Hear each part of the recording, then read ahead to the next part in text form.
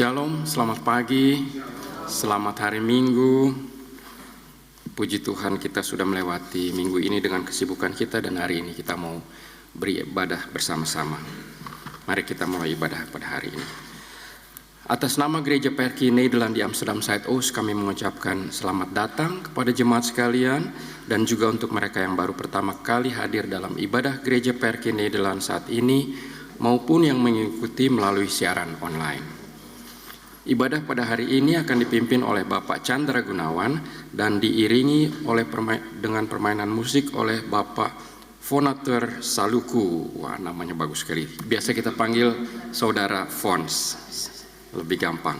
So, marilah kita beribadah kepada Tuhan Allah kita di tempat ini maupun di rumah masing-masing atas anugerah dan kasih-Nya. Untuk itu jemaat dipersilahkan berdiri.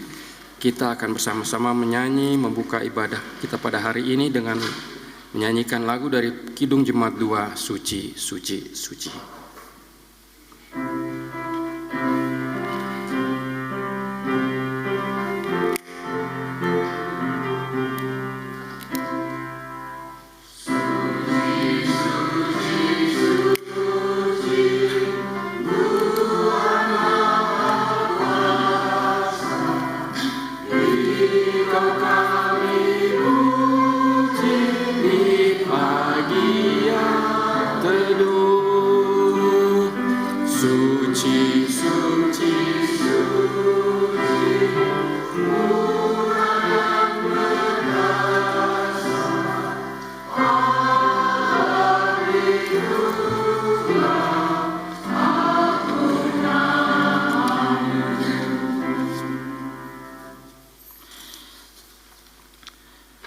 Pertolongan kita adalah dalam nama Tuhan, yang tetap setia selama-lamanya. Kasih karunia dan damai sejahtera dari Allah Bapa kita dan dari Tuhan kita Yesus Kristus dan Roh-Nya yang kudus menyertai saudara sekalian. Jemaat persilakan duduk.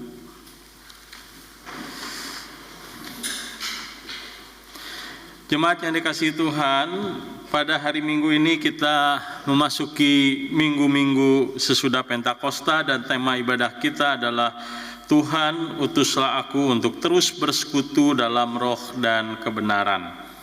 Saya mengajak kita untuk menaikkan dari Kidung Jemaat 426, kita harus membawa berita, itulah berita yang menjadi pemberitaan bagi setiap anak-anak yang di dalam gereja berkumpul, bersekutu untuk memberitakan tentang kasih Tuhan. Mari kita naikkan pujian ini.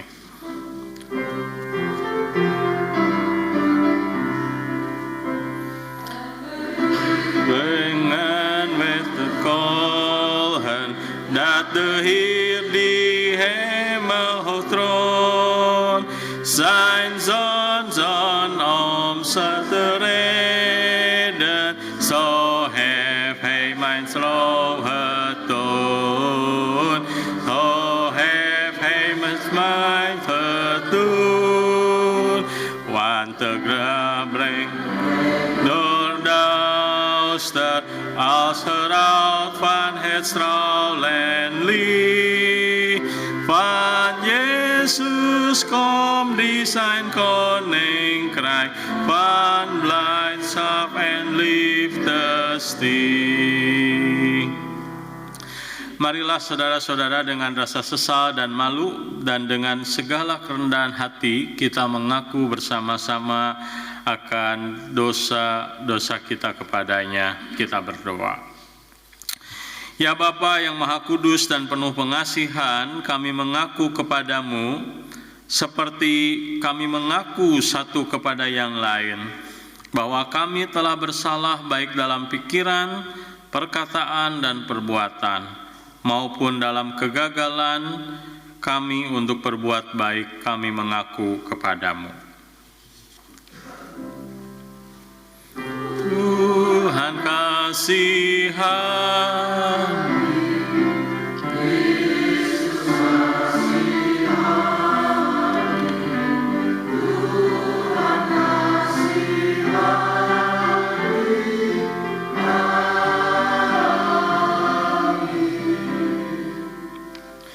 segala kekurangan kami sebagai orang percaya yang telah Engkau kuduskan di dunia ini, kelemahan iman dan ketidaksetiaan, ketertutupan dan ketidakjelasan dalam kesaksian, pelanggaran dan kelalaian kami mengaku kepadamu.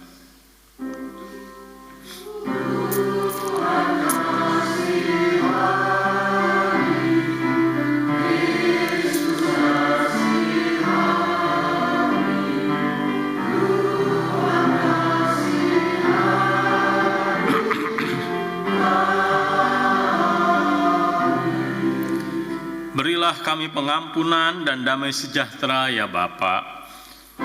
Bebaskanlah kami dari dosa-dosa dan baharuilah hidup kami dalam Yesus Kristus Juru Selamat dunia.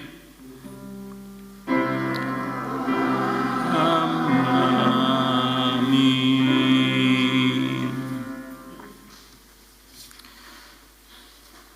Jemaat sekalian, saya undang berdiri.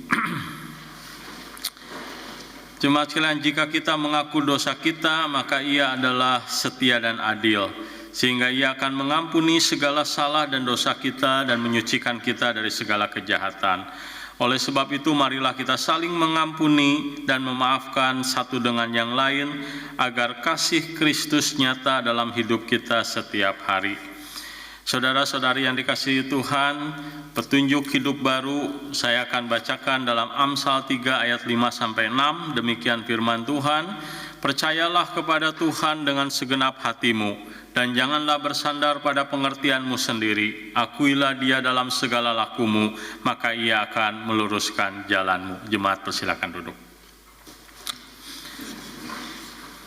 Jemaat yang dikasihi Tuhan, mari kita mempersiapkan hati kita untuk mendengarkan pembacaan firman Tuhan dan juga merenungkannya dengan Kidung Jemaat 353, sungguh lembut Tuhan Yesus memanggil.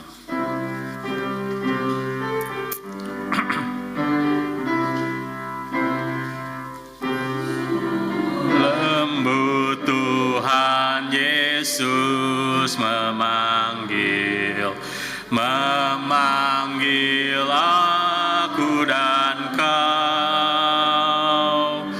Lihatlah Dia prihatin menunggu, menunggu aku dan kau. Hai mari datanglah, lemah meri datanglah, sungguh lembut Tuhan Yesus memanggil. Yang sesat marilah.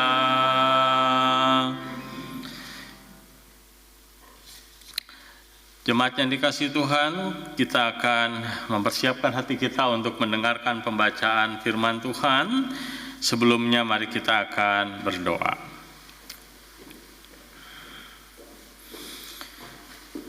Tuhan, terima kasih untuk kesempatan yang Tuhan berikan kepada kami untuk boleh hari ini membaca firman Tuhan. Kiranya firman Tuhan yang akan dibacakan itu boleh berbicara kepada kami. Demikian juga ketika kami merenungkan firman Tuhan juga boleh menolong kami mengerti panggilan hidup kami di dalam gereja Tuhan, di dalam sebuah persekutuan. Kami menyerahkan Tuhan untuk pemberitaan firman-Mu, sentuhlah hati kami. Di dalam nama Tuhan kami Yesus Kristus, kami menaikkan doa syukur dan permohonan kami. Amin. Saya persilahkan.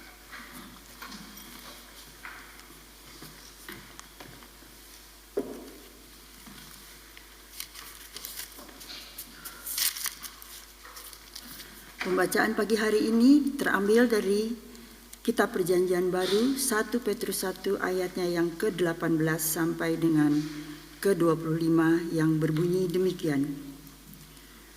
Sebab kamu tahu bahwa kamu telah ditebus dari cara hidupmu yang sia-sia yang kamu warisi dari nenek moyangmu itu bukan dengan barang yang fana, bukan pula dengan perak atau emas, melainkan dengan darah yang mahal, yaitu darah Kristus yang sama seperti darah anak domba yang tak bernoda dan tak bercacat.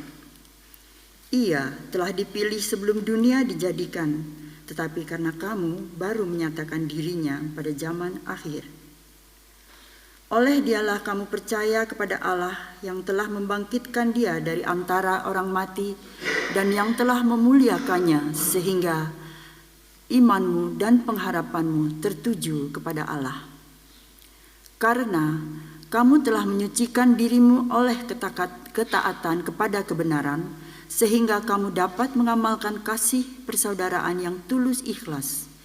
Hendaklah kamu bersungguh-sungguh saling mengasihi dengan segenap hatimu. Karena kamu telah dilahirkan kembali bukan dari benih yang fana, tetapi dari benih yang tidak fana oleh firman Allah yang hidup dan yang kekal. Sebab semua yang hidup adalah seperti rumput dan segala kemuliaannya seperti bunga rumput. Rumput menjadi kering dan bunga gugur. Tetapi firman Tuhan tetap untuk selama-lamanya. Inilah firman yang disampaikan Injil kepada kamu. Sedemikian jauh pembacaan Alkitab.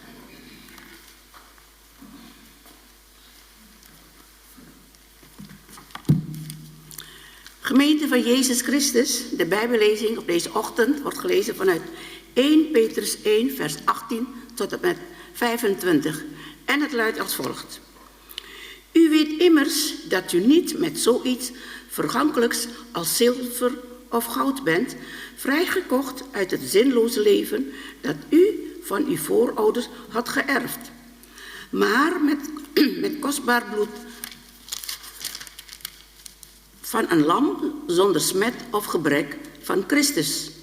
Al voor de grondvesting van de wereld is hij door God uitgekozen en nu is hij aan het einde van de tijd verschenen omwille van u.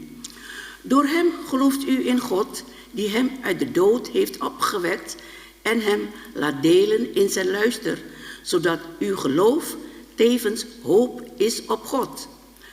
Nu u gehoorzaam bent aan de waarheid, is uw hart gelouterd en kunt u oprecht van uw broeders en zusters houden. Heb elkaar dan ook onvoorwaardelijk lief met een zuiver hart. Als mensen die opnieuw zijn geboren, niet uit vergankelijk, maar uit onvergankelijk zaad, door Gods levende en altijd blijvende woord. De mens is als gras en zijn schoonheid als een bloem in het veld. Het gras verdort en de bloem valt af. Maar het woord van de Heer blijft eeuwig bestaan. Dit woord is het evangelie dat u verkondigd is. Tot zover luidt de Bijbellezing.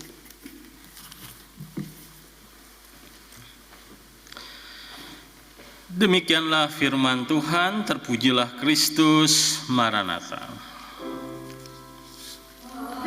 Haleluya, haleluya, haleluya.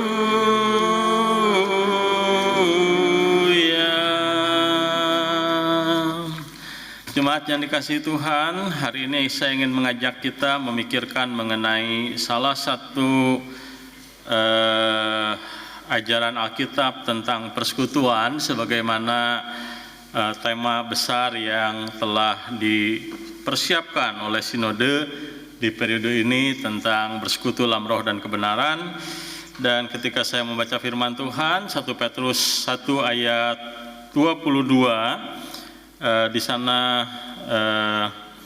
Tuhan mengingatkan kepada saya ada 3 aspek penting tentang persekutuan yang kita dapat pelajari di dalam kita membangun gereja Tuhan, persekutuan antara umat Tuhan.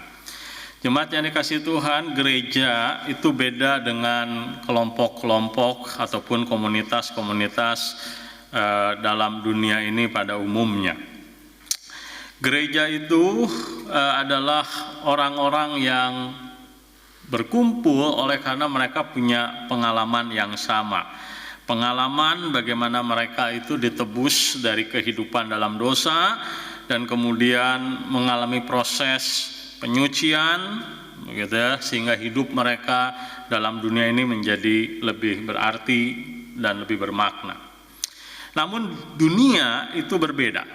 Ya, kalau kita memperhatikan dunia, dalam dunia juga ada kelompok-kelompok juga, gitu ya. Pengelompokan berdasarkan status, minat, latar belakang, termasuk political view, gitu ya. Seperti di Amerika, di sana ada kaum Demokrat, juga ada kaum Republikan. Di sini ada far right, gitu ya. Ada kelompok garis kanan yang keras, ada kelompok juga kiri, ada Diren, ada juga kelompok-kelompok keagamaan dan lain sebagainya. Nah, itulah dunia berkumpul ataupun mereka membuat kelompok-kelompok berdasarkan kesamaan, ya, entah interest, political view atau apapun juga. Nah, di dalam 1 Petrus 1 ayat 22, Petrus menegaskan kepada orang-orang Kristen bahwa kita juga adalah umat Tuhan. Kita adalah kita adalah orang-orang yang dikelompokkan jadi satu. Dan dasar yang mengikat kesatuan daripada gereja itu berbeda dengan dunia. Nah, tadi saya katakan kalau dunia dasar kesatuannya adalah kesamaan, entah interest, entah apapun juga. Tapi gereja, dasar kesatuan kita, apa yang membuat kita bersekutu walaupun di dalamnya ada perbedaan, gitu ya. Kadang-kadang perbedaan skin color, gitu ya. Ada yang warnanya sawo matang katanya, ada yang sawonya terlalu matang juga, begitu ya. Ada yang putih dan sebagainya. Kita di dalam gereja beda dengan dunia, kita kaya dengan yang namanya diversity, dengan keperbedaan. Tapi apa yang membuat gereja itu satu? Nah, jawabannya adalah karena kasih. Nah, itu yang Alkitab ajarkan, bahwa kasih, gitu ya, itu adalah dasar daripada kelompok orang percaya, persekutuan orang percaya. Dan kasih ini Alkitab katakan merupakan buah dari iman kita kepada Tuhan, buah dari proses kita disucikan Tuhan, itu buahnya adalah kasih. Tadi saya mengatakan kita ditebus Tuhan dari kehidupan yang gelap menjadi anak Tuhan. Buktinya apa kalau kita ini sudah ditebus Tuhan? Jawabannya adalah kasih. Kalau kita juga berkata orang yang sudah ditebus Tuhan juga disucikan oleh Tuhan. Apa buktinya kalau hidup kita ini disucikan? Jawabannya adalah kasih. Nah, kasih ini adalah buah hasil daripada pertobatan kita dan juga buah daripada karya Tuhan dalam hidup kita. Nah, dalam 1 Petrus 1 ayat 22, di sini Rasul Petrus memberikan sebuah perintah kelanjutan dari orang yang mau hidup kudus dan takut akan Allah. Jadi kalau kita baca dalam 1 Petrus pasal yang pertama ini, Petrus mengingatkan kepada orang-orang Kristen, hendaklah kamu kudus sebab aku kudus. Kita dalam dunia ini harus hidup takut akan Tuhan. Hanya persoalannya adalah konkretnya orang yang hidup kudus dan takut akan Tuhan itu seperti apa? Apa seperti orang yang gak pernah mau keluar dari rumah, di kamar terus doa, memuji Tuhan, praise and worship, hanya sebatas itu? Tidak. Ternyata buah daripada orang yang hidupnya kudus itu ada pada bukan hanya bagaimana relasi dia dengan Tuhan menjadi tambah dekat melalui doa, melalui saat teduh, tapi bagaimana relasi dia dengan sesama itu menjadi tambah baik, tambah sehat, tambah bertumbuh. Dan itulah sebabnya dalam ayat yang ke-22, setelah Petrus berbicara soal panggilan hidup yang kudus, dia berbicara soal panggilan hidup dalam persekutuan, panggilan hidup dalam kasih. Kenapa? Karena nggak bisa dipisahkan antara orang yang mau hidup kudus di hadapan Tuhan dengan orang yang mau hidup baik di dalam kehidupan yang bersifat horizontal dalam persekutuan dengan umat Tuhan. Nah, ini berarti Alkitab hendak mengajarkan kepada kita itu tidak hanya dipanggil untuk mengasihi Allah begitu ya saja, itu adalah hal yang penting. Ya, kita harus mengasihi Tuhan, tetapi Alkitab mengajar kita bahwa orang yang mengasihi Allah pasti juga dia mengasihi sesamanya. Jadi kita dipanggil Tuhan bukan hanya hidup menyendiri, berdoa, meditasi di gunung, di gua, di rumah retreat, tapi kita dipanggil Tuhan hadir di dalam gereja, hadir dalam masyarakat untuk menunjukkan kasih Tuhan kepada dunia ini. Nah, itulah sebabnya tadi di awal ibadah saya mengatakan bahwa kita dalam persekutuan itu punya message. Ada yang kita beritakan, apa itu hidup di dalam kasih. Nah, itulah sebabnya Rasul Petrus mengajarkan kepada kita 3 prinsip hidup dalam kasih itu kayak apa. Jadi hidup dalam kasih, persekutuan yang didasarkan pada kasih itu seperti apa yang benar. Nah, Petrus mengatakan ada 3 hal, 3 prinsip. Pertama, kasih yang harus ada dalam persekutuan itu disebut sebagai kasih itu harus tulus. Lihat ayat 22, dikatakan sehingga kamu dapat mengamalkan kasih persaudaraan yang tulus ikhlas. Nah, persekutuan yang benar dibangun atas dasar kasih. Cuma kasih yang bagaimana yang bisa membangun persekutuan? Maka jawabannya adalah kasih yang tulus. Tulus itu artinya apa? Tulus itu artinya tidak punya motif tambahan selain mengasihi. Ada banyak orang waktu menunjukkan perbuatan baik itu ada motif tambahannya. Misalnya apa? Kalau politikus, ya namanya juga tikus, gitu ya. Jadi kadang-kadang dia bawa apa itu namanya kebaikan tengah-tengah masyarakat, foto jepret-jepret gitu ya, supaya apa? Supaya rating politiknya naik misalnya. Nah, itu adalah kebaikan juga gitu ya, tapi nggak tulus, ada maksudnya. Nah, di dalam gereja itu juga tentu bisa terjadi ya, kasih yang seperti itu tidak akan bisa membangun, bahkan akan menimbulkan yang namanya keributan. Kenapa menimbulkan keributan? Karena kasih yang seperti ini dengan motivasi tersembunyi itu adalah kasih yang bersyarat. Saya mau berkorban untuk gereja ini kalau apa? Kalau saya jadi misalnya pejabat gereja. Ada sebuah peristiwa nyata, orang jadi pejabat gereja, baru jadi pejabat gereja, tiba-tiba persembahan langsung masuk jebret besar, begitu ya.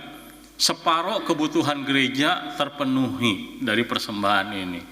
Begitu dia turun, apa yang terjadi? Persembahan yang separuh hilang, begitu ya. Nah, jadi kita melihat hal yang ada dalam dunia bisa ada dalam gereja, dan hal seperti ini Alkitab peringatkan itu akan menimbulkan masalah. Maka kasih yang harus ada di dalam gereja, dalam persekutuan adalah kasih yang dikatakan tulus, tidak punya motif tersembunyi. Ini adalah buah dari apa? Buah dari pengalaman seseorang diselamatkan Tuhan sehingga dia ingin taat kepada Injil, dia ingin doing something bagi Tuhan melalui melayani sesama. Nah, ini sesuatu yang tanpa syarat. Dan kasih yang seperti ini tidak hitung-hitungan. Ya, tidak hitung-hitung dan tidak banding-bandingan dengan orang lain.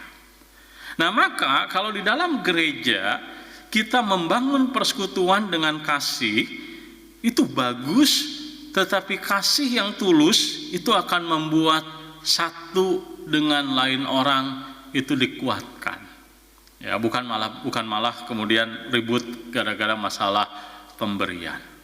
Nah, kasih yang tulus itu adalah sesuatu yang penting, kata Rasul Petrus. Dan yang kedua, Petrus mengatakan bukan hanya kasih yang tulus, tapi ada unsur yang lain dalam persekutuan, di mana kasih yang sifatnya saling, atau saya menyebutnya resiprokal. Maka di dalam ayat yang ke-22 sekali lagi perhatikan bahwa kasih persaudaraan yang tulus ikhlas, hendaklah kamu bersungguh-sungguh saling mengasihi dengan segenap hatimu. Saling mengasihi.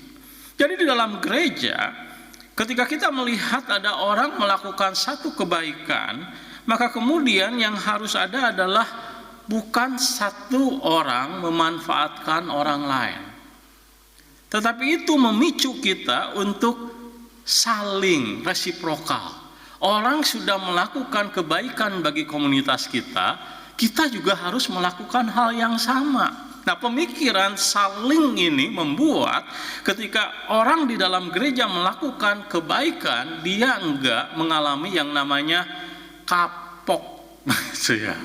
Apa artinya kapok? Enggak mau lagi katanya. Kenapa nggak mau lagi? Kesel, kayak dieksploitasi dalam gereja itu. Sekali bilang iya, udah kamu lagi sampai mati kamu terus begitu. Maka orang merasa dirinya dalam gereja itu kenapa jadi saya yang dieksploitasi di sini. Nah, tetapi kalau di dalam gereja itu ketika kita melihat ada orang melakukan sebuah teladan, dia melakukan satu kasih, maka ada unsur yang kedua resiprokal, kasih. Orang ini melakukan hal yang baik, apa yang saya juga bisa lakukan. Sehingga apa? Sehingga ketika orang saling mengasihi, maka tidak ada orang yang merasa diri mereka dimanfaatkan, tapi orang kemudian saling mengisi. Maka disitulah persekutuan yang disebut kasih persaudaraan yang menjadi kunci daripada yang namanya true fellowship, genuine fellowship, fellowship yang sejati itu akan terwujud ketika kita saling di dalamnya. Ketiga, Alkitab juga menggunakan satu istilah yang menarik sekali, mengamalkan kasih persaudaraan dengan tulus dan ikhlas, hendaklah kamu saling mengasihi dengan segenap hatimu. Segenap hati berarti apa? Ada kesungguhan yang dipakai ataupun ada kesungguhan. Ya, Petrus menggunakan istilah segenap hati. Berarti apa? Berarti kasih yang dilakukan itu bukan sesuatu yang sekedarnya, tetapi sesuatu yang intensional, dilakukan dengan motif dan tujuan, dengan maksud yang sangat jelas dalam pikiran. Seperti kalau Bapak Ibu mau memberi hadiah kepada pasangan suami atau istri atau orang tua atau anak, kita pikirkan hadiah apa yang saya mau kasih yang membuat orang tersebut merasa diri mereka itu dikasihi. Mungkin tidak mahal tapi meaningful. Nah, maka kasih yang ditunjukkan di dalam gereja hendaklah kasih yang seperti itu. Dalam itu tidak berarti selalu harus mahal, tetapi memiliki yang namanya kesungguhan. Ada hasrat. Orang bisa merasakan walaupun sederhana, tapi apa yang dilakukan itu signifikan. Sesuatu yang dilakukan itu betul-betul keluar dari hati, tulus. Saya pernah melihat seorang ibu yang dia itu bukan orang kaya, orang biasa, tetapi yang dia mau lakukan, yang dia bisa lakukan adalah dia membantu gereja di dalam menyapu. Ya, menyapu sih semua orang juga bisa melakukan. Tetapi dia tidak harus melakukan itu, tapi dia merasa bahwa gereja ini adalah rumah Tuhan, gitu ya. Ya, tentu dalam pengertian bahwa itu memang gereja yang bukan sewa begitu.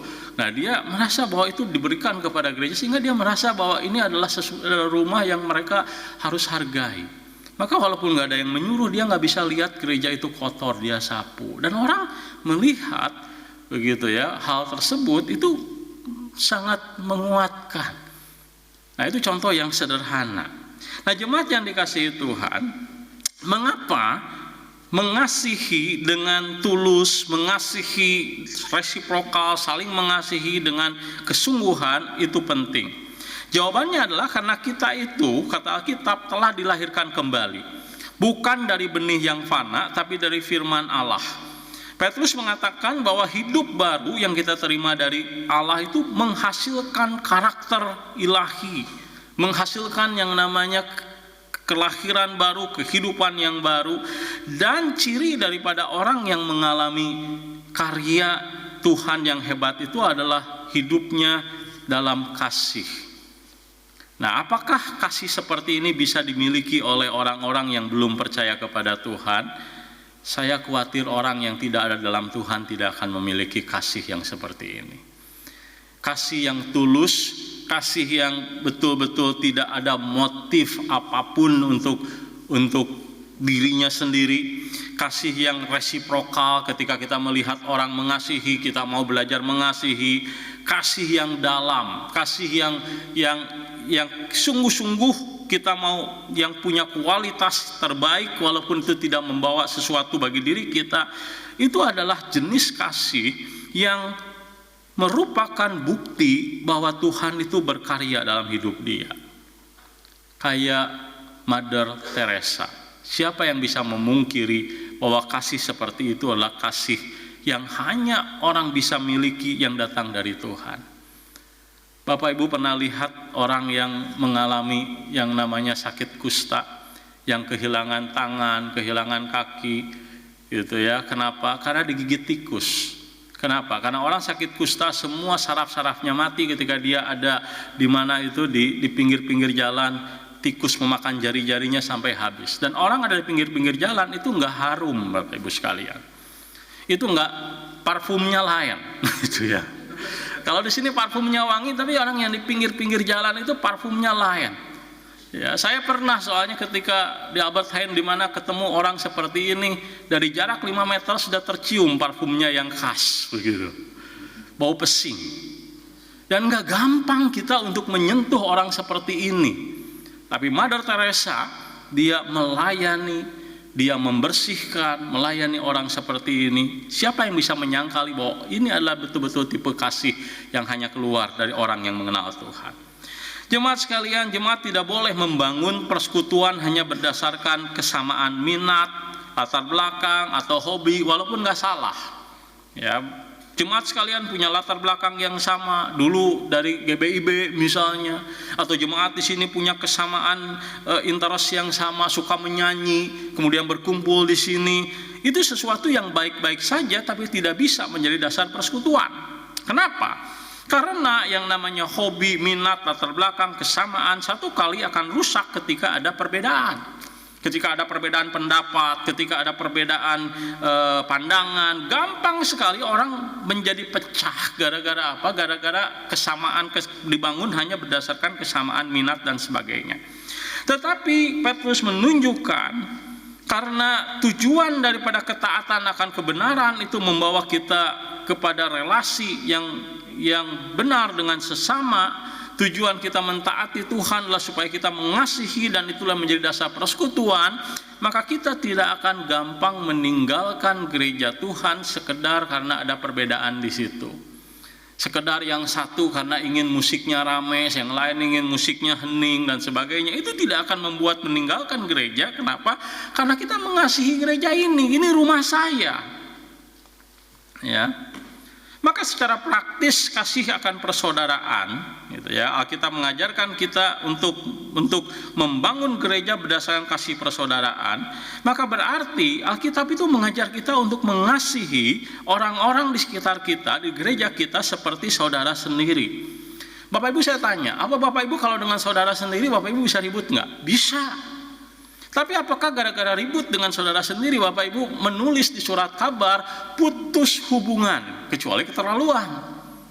Tapi kalau tidak, ribut sama saudara sendiri biasa, waktu kecil juga biasa bertengkar, pukul-pukulan, tapi yang namanya juga saudara. Selalu ada pengampunan. Maka kasih akan persaudaraan, kasih persaudaraan yang dibangun, kasih persaudaraan menjadi dasar daripada komunitas, membuat kita memperlakukan sesama di dalam gereja seperti saudara, seperti keluarga. Kita bisa menerima orang tersebut apa adanya, mengampuni ketika melukai hati kita, belajar saling melayani, berkorban satu sama lain.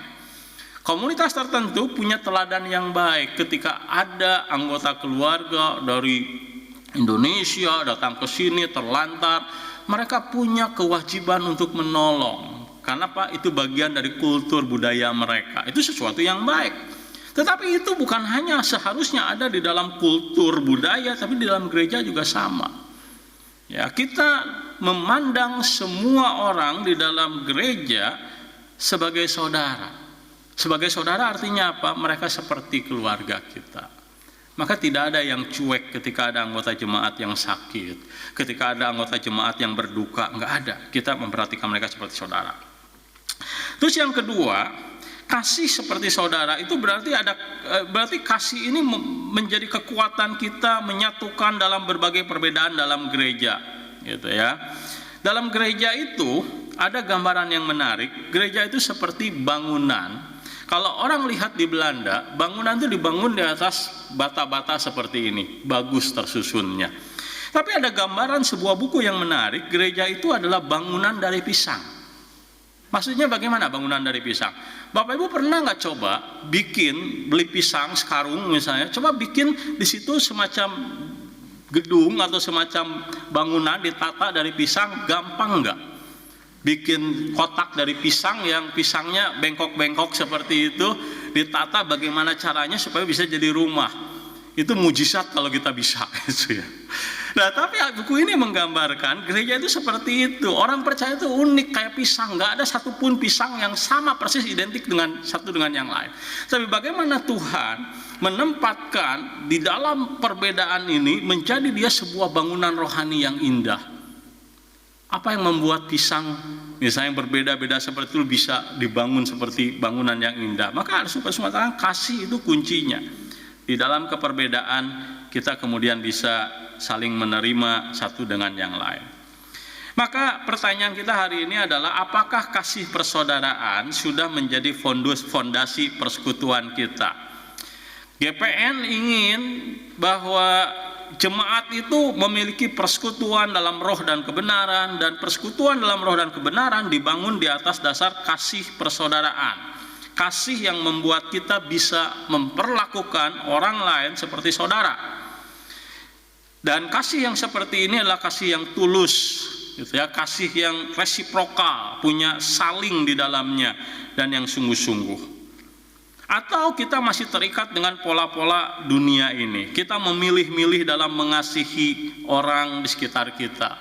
Kita memilih berteman dengan orang yang mirip dengan kita, atau berteman dengan orang yang bisa memberikan keuntungan kepada kita, atau kita belajar untuk mengasihi semua orang sebagai bagian daripada umat Tuhan.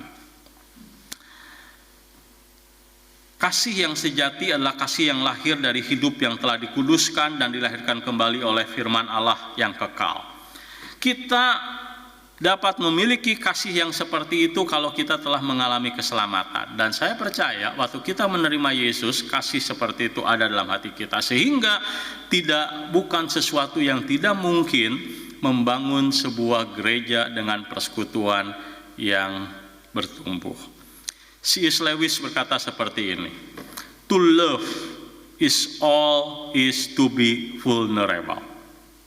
Mengasihi itu berarti menjadi rentan. Kenapa?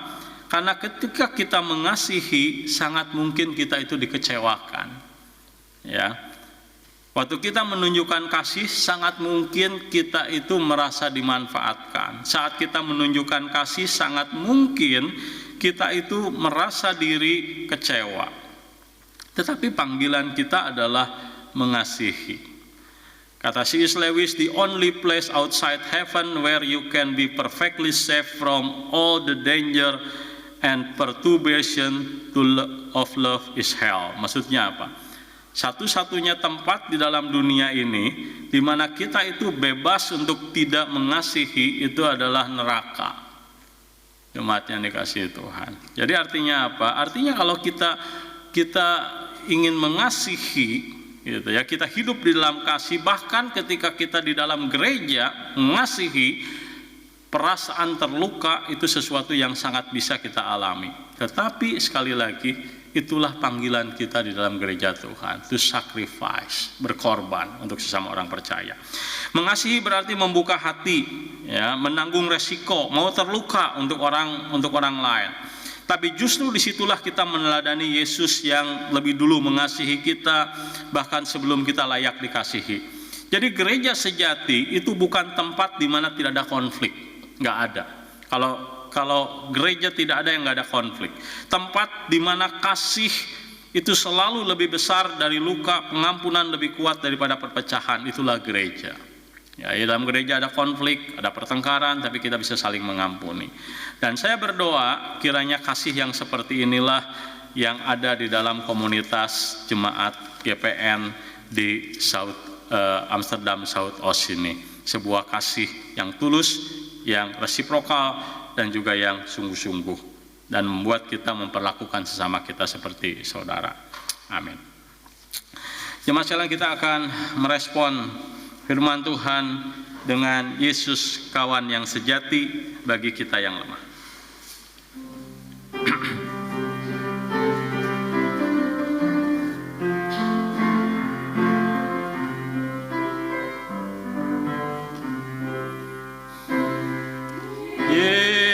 Yesus kawan yang sejati bagi kita yang lemah. Tiap hal boleh dibawa dalam doa padanya. Oh, betapa kita susah dan percuma berlelah bila kurang pasrah diri dalam doa padanya. Yesus telah menjadi kawan bagi mereka yang lemah. Pertanyaannya adalah apakah kita juga mau menjadi kawan bagi sesama jemaat Tuhan yang di dalam kelemahan. Tuhan memberkati.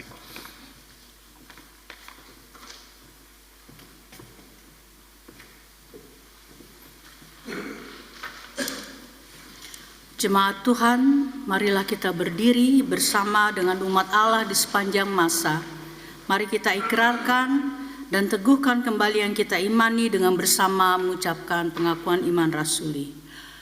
Aku percaya kepada Allah, Bapa yang Maha Kuasa, Khalik langit dan bumi, dan kepada Yesus Kristus, Anaknya yang tunggal Tuhan kita, yang dikandung daripada Roh Kudus, lahir dari anak darah Maria, yang menderita di bawah pemerintahan Pontius Pilatus, disalibkan, mati dan dikuburkan, turun ke dalam kerajaan maut, pada hari yang ketiga bangkit pula dari antara orang mati, naik ke surga, duduk di sebelah kanan Allah, Bapa yang Maha Kuasa, dan yang akan datang dari sana untuk menghakimi orang yang hidup dan yang mati.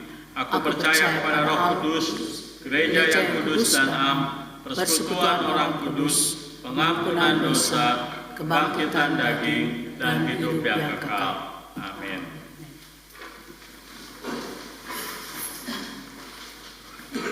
Jemaat sekalian, kita akan menaikkan doa syafaat, dan nanti setelah itu kita akan mengakhirinya dengan doa Bapa kami. Mari kita akan berdoa. Tuhan, kami datang kepadamu pada hari ini di dalam panggilan Tuhan untuk menjadi kawan bagi mereka yang lemah, dan doa ini kiranya menjadi wujud kasih kami kepada jemaat-jemaat Tuhan yang dalam keadaan sakit dan proses penyembuhan. Kami menyadari bahwa di dalam keadaan sakit jemaat-jemaat mengalami pergulatan yang tidak mudah. Kami mau mengingat untuk Ibu Ade Marpaung, Ibu Sinta Sutisna, Ibu Paula Beyer, Ibu Giok Mohtar, Ibu dan Bapak Pardede, Bapak Liam, Ibu Truli Tanahatu, Ibu Ice Mahulete, Bapak Bobi Nelwan, Ibu Silvi Watimena, Bapak Will Mostard, Saudara Larry Kraus, dan Ibu Irma Pohan. Tuhan, mereka mengalami pergulatan, pergumulan oleh karena sakit yang mereka harus derita, dan mereka mengalami masa-masa yang sulit. Tuhan, kami berdoa supaya Engkau kiranya boleh menjamah tubuh mereka, menguatkan iman mereka, sehingga mereka boleh melewati masa-masa yang tidak mudah ini dan menjadi teladan di dalam kelemahan. Seperti Rasul Paulus, mereka belajar berkata, di dalam kelemahanlah justru aku kuat. Dan mereka boleh menyaksikan bagaimana dalam kelemahan mereka boleh mengalami pertumbuhan iman. Dan kami juga tidak lupa berdoa untuk keluarga yang mendampingi. Mereka sering kali mengalami kelelahan secara emosi. Mereka mengalami juga masa-masa yang sulit, tidak mudah ketika harus mendampingi keluarga yang sakit. Berikanlah kepada mereka kasih yang tulus, kasih yang mendalam terhadap orang-orang mereka kasihi. Dan kami juga berdoa supaya gereja Tuhan boleh menaruh kasih terhadap jemaat yang sakit. Mungkin dengan meluangkan waktu sejenak untuk berdoa bagi mereka. Mungkin dengan meluangkan waktu sejenak menelpon sekedar untuk menanyakan kabar mereka, atau mengirimkan pesan singkat untuk menguatkan mereka di tengah-tengah kondisi sakit yang mereka alami. Tuhan tolong juga untuk jemaat-jemaat yang usia lanjut, yang mereka juga bergulat bergumul dengan tubuh fisik mereka yang menurun, vitalitas yang mengalami pelemahan. Mungkin di antara mereka juga ada yang mulai mengalami proses demensia. Tidak mudah untuk mereka di dalam mempersiapkan usia lanjut. Tuhan kiranya boleh menolong supaya dalam menghadapi usia lanjut ini mereka boleh memandang kepada Tuhan bahwa usia lanjut mereka adalah berkat dari Tuhan yang harus mereka syukuri, yang harus mereka lihat sebagai anugerah hari demi hari yang Tuhan berikan kepada mereka sebagai sebuah anugerah, sehingga masa tua dijalani dengan penuh ucapan syukur dan dengan kekuatan dari Tuhan. Kami juga bersama-sama dengan saudara-saudari kami yang berulang tahun bersuka cita. Kami bersuka cita untuk Leia Titalei, Rosana Stratman, Bianca Lohena Pesi yang berulang tahun.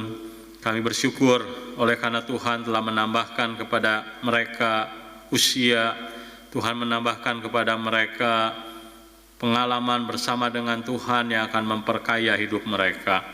Tuhan kiranya boleh berikan kekuatan, mereka boleh memandang masa depan mereka dengan iman.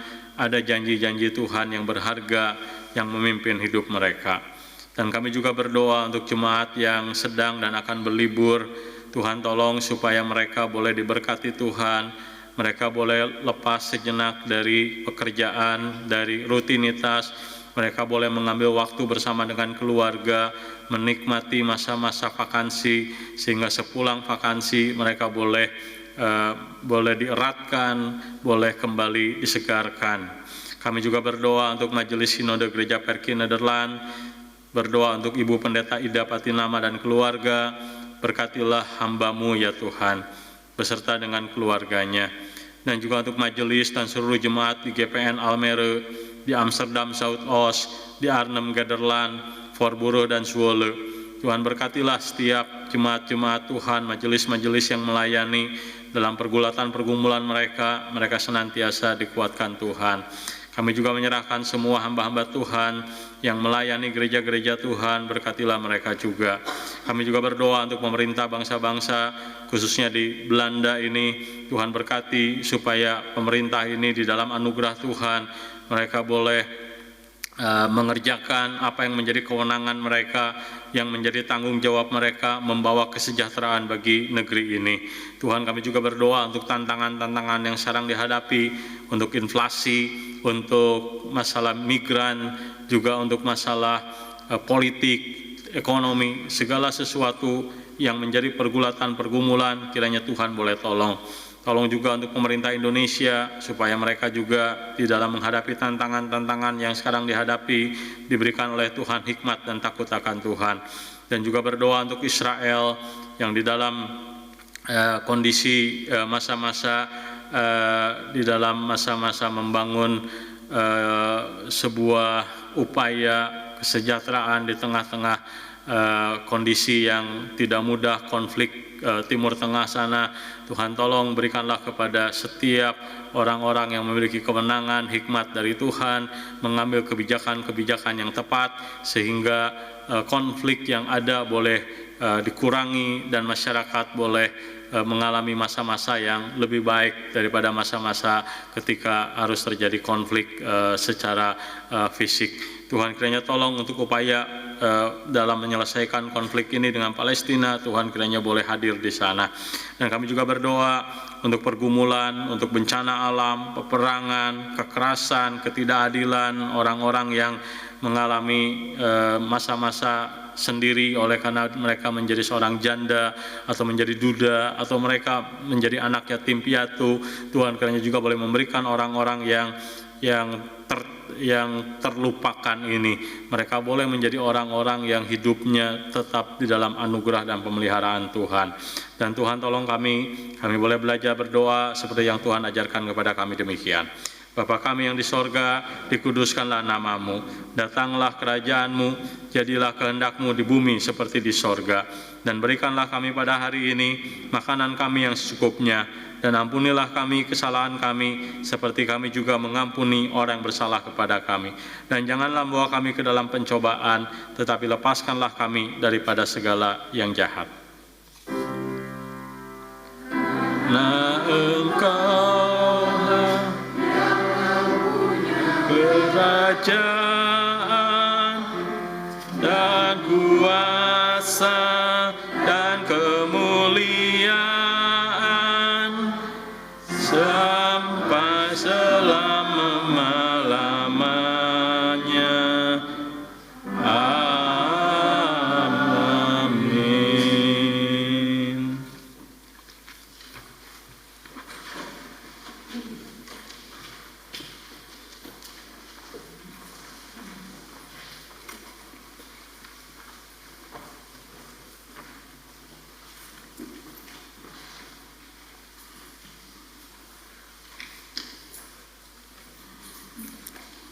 Saudara-saudara yang terkasih, marilah kita memberikan persembahan kita pada hari ini sambil mengucapkan secara berbalas-balasan. Camkanlah ini, orang yang menabur sedikit akan menuai sedikit juga. Orang yang menabur banyak akan menuai banyak. Hendaklah masing-masing memberikan menurut kerelaan hatinya, sebab Allah mengasihi orang yang memberi dengan sukacita.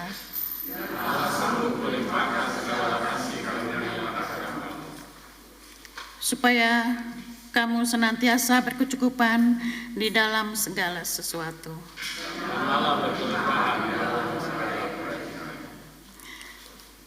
Sambil menyanyi lagu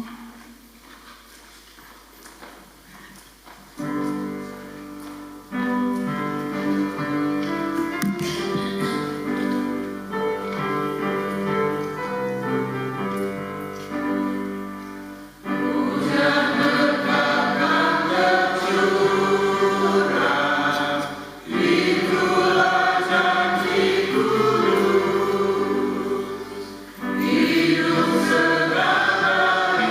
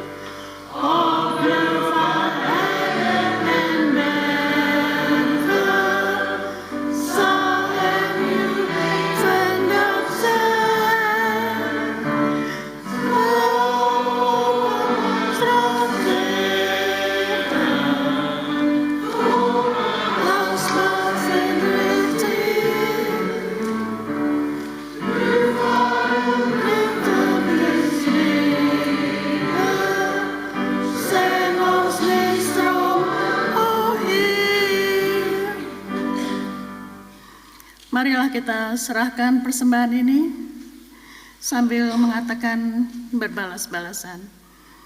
Sekarang Allah kami bersyukur kepada-Mu dan memuji nama-Mu yang agung itu. Sebab siapakah kami sehingga kami mampu memberikan persembahan syukur. Sebab daripada-Mu segala sesuatu dan daripada-Mu segenap yang kami berikan kepadamu. Ya Tuhan, terimalah syukur kami yang kami persembahkan dalam nama Yesus, Tuhan kami yang adalah Tuhan dan berkat. Amin.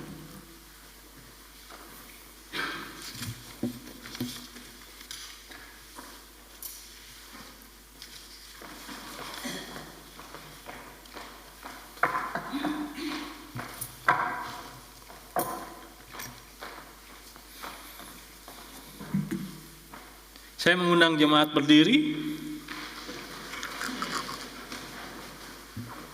Kita akan menutup ibadah kita dengan sebuah kidung jemaat 410, Tenanglah Kini Hatiku.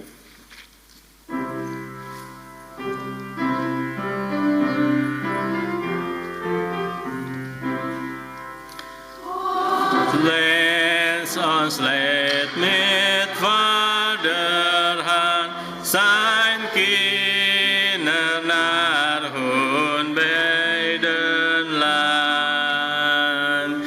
Ja, den ons hat in åt mot blek, oss läs ons hat is hej. Hat läs ons trouwe hat behut ons wat wat on verdiende zaligheid dat hij met Vader Hans ons leidt. Saudara-saudara kekasih Tuhan, arahkanlah hatimu kepada Tuhan, pulanglah dengan damai sejahtera dan jadilah saksinya dimanapun saudara berada, serta terimalah berkat Tuhan. Tuhan menyinari engkau dengan wajah-Nya dan memberi engkau kasih karunia. Tuhan menghadapkan wajah-Nya kepadamu dan memberi engkau damai sejahtera. Amin. Amin, amin, amin. Amin, sungguh. Amin. Bangsamu bersyukur dalam nama Putramu. Jemaat dipersilahkan bersatu teduh mengucap syukur kepada Tuhan atas ibadah kita hari ini, dan Tuhan memberkati.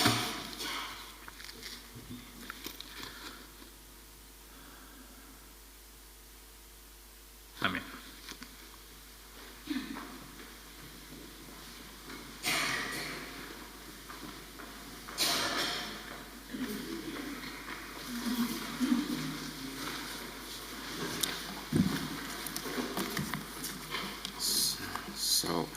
Akan diumumkan berikutnya adalah warta jemaat tanggal 27 Juli 2025. Pertama-tama atas nama Gereja Perke Nederland di Amsterdam Zuidoost, kami mengucapkan terima kasih kepada Bapak Pendeta Chandra Gunawan yang telah memimpin ibadah pada pagi hari ini, juga kepada Bapak Fonator Saluku atau Saudara Fons, terima kasih untuk iringan musiknya, dan kepada tim Kantoria.